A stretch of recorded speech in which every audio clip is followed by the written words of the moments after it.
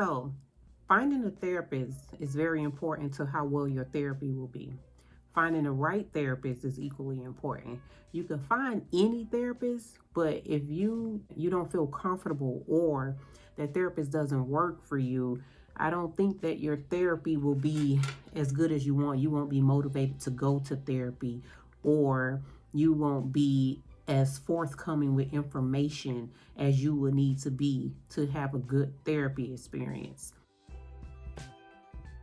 So here are 8 ways that you can find a therapist. If you are employed, the first thing I would do is, if your employer offers insurance, that is to check with my insurance plan.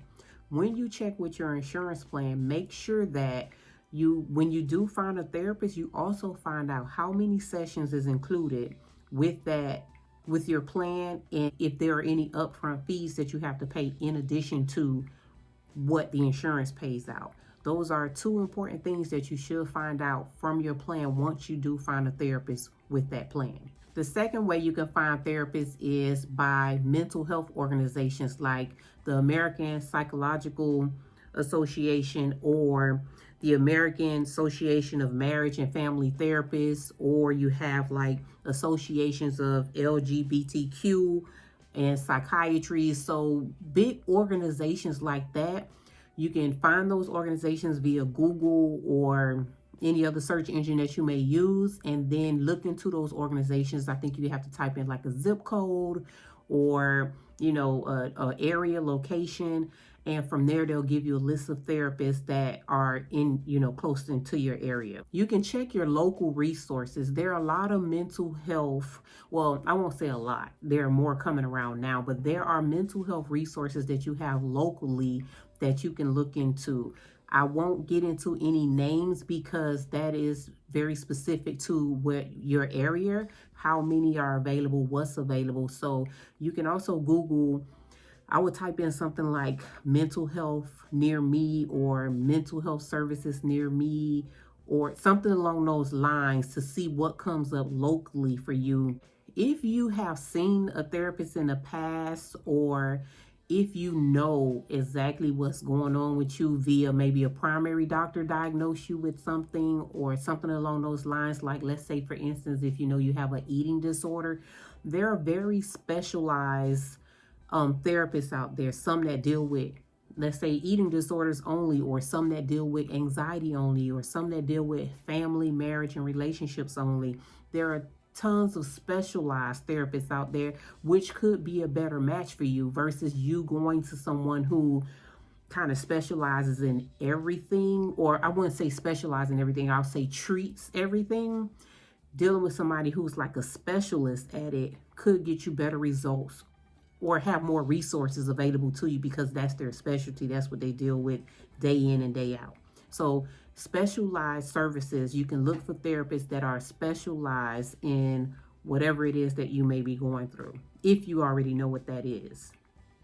Also, some people have experience dealing with therapy because they've had therapy before, or they had family members in therapy, or they've done like family sessions before, and they may want a special type of therapy. Let's say, for instance, cognitive behavioral therapy. No one therapy is the same for everybody. So if you have experienced therapy before and you're looking for a specific type of therapy, I would search, when I'm looking for therapists, for therapists who specialize in cognitive behavioral therapy, specialists who specialize in psychotherapy. It's different things that you can look up specifically. If you know already what that is, be very specific in your search. Also, if you're someone who doesn't have to physically be at a therapist's office, like sitting on their chair, there are many more resources now that are available via telepsych, telehealth, which is just like right now, you're sitting here, you're watching this video. We can have a therapy session like this, but maybe via Zoom, or, well, probably not Zoom, but something more protective that they have out there to see patients with. It's kind of a new wave now because of the pandemic. A lot of people are seeing therapists as well as their family practitioners via, those spots, or, avenues that allow you to see a patient like this, or a client like this. So if you're don't mind those type of services, you can look up so many companies right now are offering Psych. And I think from what I'm looking at, some of it is a little bit cheaper. Like you can get some type of membership, like if you pay a monthly fee, you have access to this therapist or this practitioner to prescribe you meds, or this psychiatrist, whatever the case may be. You pay a monthly fee. I've seen some of that out there. So there's a lot of resources that you can look into if you're into like Psych or telehealth. My favorite choice for finding a therapist is referral. If you know somebody that went to a therapist, I will get like a referral from somebody that I know, if that's available to you. If you feel comfortable asking co-workers or family and friends, hey, I may need to see a therapist, could you refer somebody? Don't take for granted and think that nobody is because they haven't told you about it. More people are seeing therapists now, but it's not a public service announcement. So if you just feel comfortable, I would ask someone, hey, do you know a therapist that you can refer me to? That was my experience. That worked out really well for me. I tried 2 therapists that I looked up on my own, and it didn't work out. The one that was referred to me was my, the one that got me where I needed to be, where I didn't need therapy anymore. So word of mouth referrals are my number one go-to. But if that doesn't work for you, if you don't feel comfortable, you don't want to open up to somebody, any of the other ways that I've just explained will work just as well. And then you just go through until you find one. You have to make sure that you like your therapist. This is not one of those situations where, sometimes you get a doctor that is a great doctor. He knows what he's doing, or she knows what she's doing, but maybe just the customer service isn't there. They have this like something about them that you really don't like, but you like how they take care of you. You really can't do that with therapy because it's such an intimate, like personal thing. You're telling them your life. So you really need to make sure that you're comfortable with them. You have to like them, in my opinion, in order for you to open up. I ain't opening up to nobody that I don't like.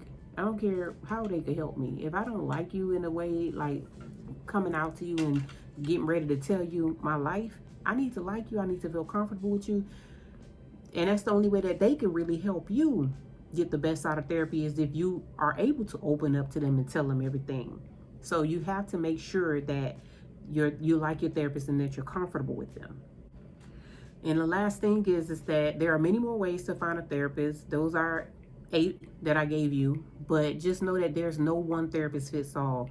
Even with the referral, your family or somebody told you they had a great experience, you might go with that person and not like them at all. But that doesn't end your search with therapy. Don't give up. Keep looking for that right therapist, because somebody is out there that's going to help you live the best you. Thank you for watching. Angel, the Psych MP. Ciao.